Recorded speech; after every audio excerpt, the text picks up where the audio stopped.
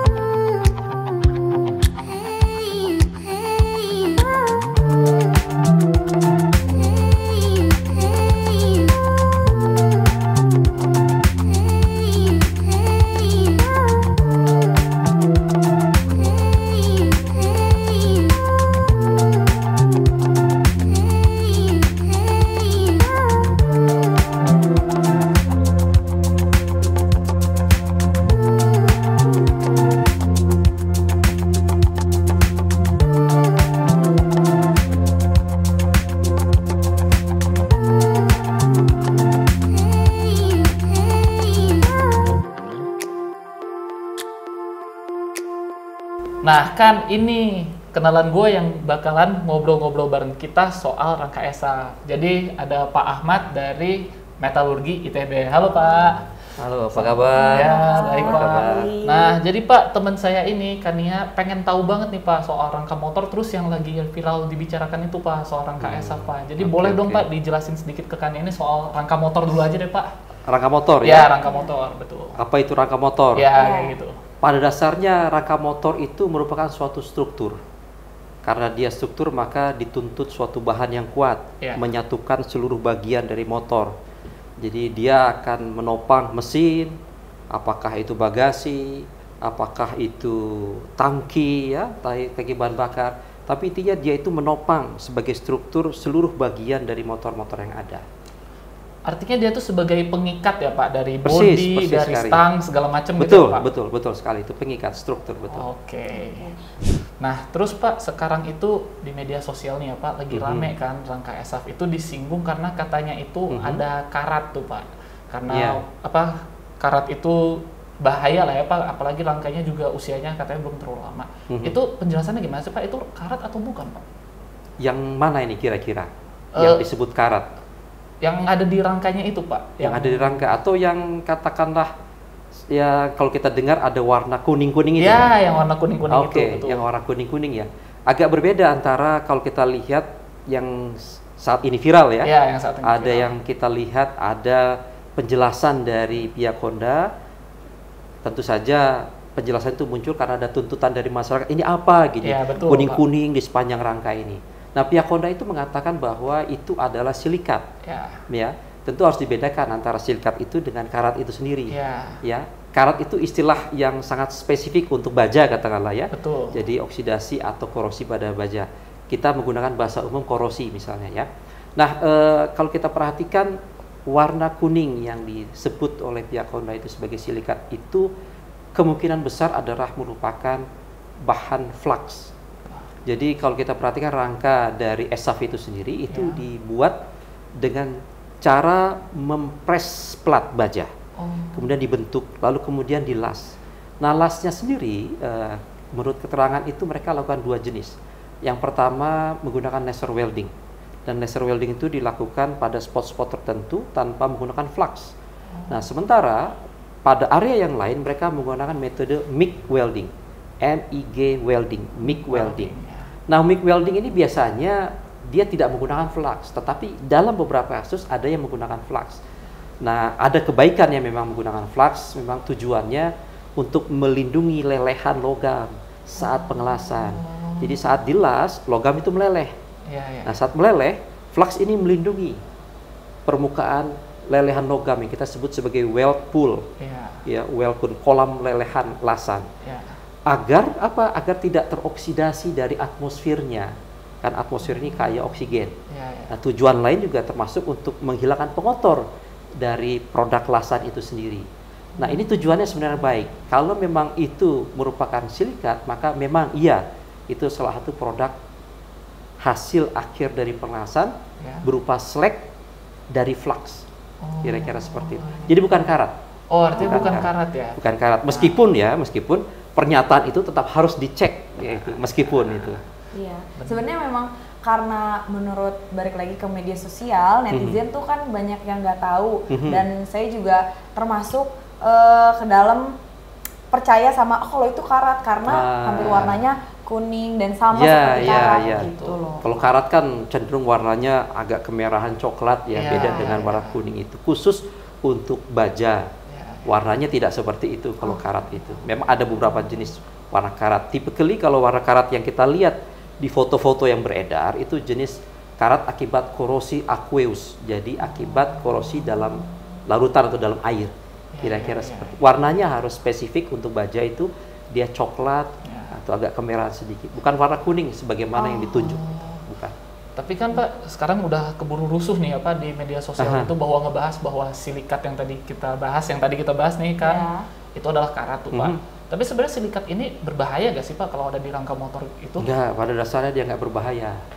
Hanya memang kalau kita bicara, karena ini kan bukan karat, dia bukan karat, dia adalah produk hasil pelengkasan, ya. Kalau menggunakan flux, jadi sama sekali tidak ada pengaruhnya dan dia stabil. Hanya memang kalau kita bicara mengenai ya struktur secara umum, ya pengelasan itu memang rentan disusul dengan terjadinya karat. Rentan. Tetapi kalau dia sudah diproteksi dengan baik, katakanlah dengan coating atau painting, tidak akan ada masalah. Nah, udah kayak gitu Pak, itu kan tadi soal silikat ya Pak. Tapi selain itu tuh kayak masih ada banyak lagi nih Pak masalah soal rangkaian ESAF ini. Salah satunya itu disinggung adalah kropos gitu, dan ada juga kasus-kasus yang mengatakan rangkanya patah ya. Itu boleh gak sih Pak dijelasin sedikit itu tuh kenapa bisa terjadi seperti itu gitu Pak? Ya, pada dasarnya itu bentuk dari kegagalan ya secara umum ya. Kalau kita lihat kasus itu, maka tentu saja kita harus memilah-milah kasus demi kasus. Karena berbeda antara korosi kemudian patah, itu berbeda. Meskipun boleh saja kita mengatakan dia terkorosi atau berkarat dulu, baru kemudian dia patah. Ya. Jadi misalkan sebegini, kalau rangka itu kemudian dia mengalami korosi, katakanlah, dan kita lihat katakanlah dia mengalami korosi dimulai dari bagian dalam, maka boleh jadi lama-kelamaan pelat bajanya itu menipis. Dan itu dia akan terjadi di bagian di mana banyak katakanlah uap air atau air di situ. Dan itu biasanya posisi di bawah karena air memang akan mencari tempat yang lebih rendah ya di situ ya. Nah, di situ karat akan cenderung terjadi dan dia akan membuat pelat baja itu jadi tipis.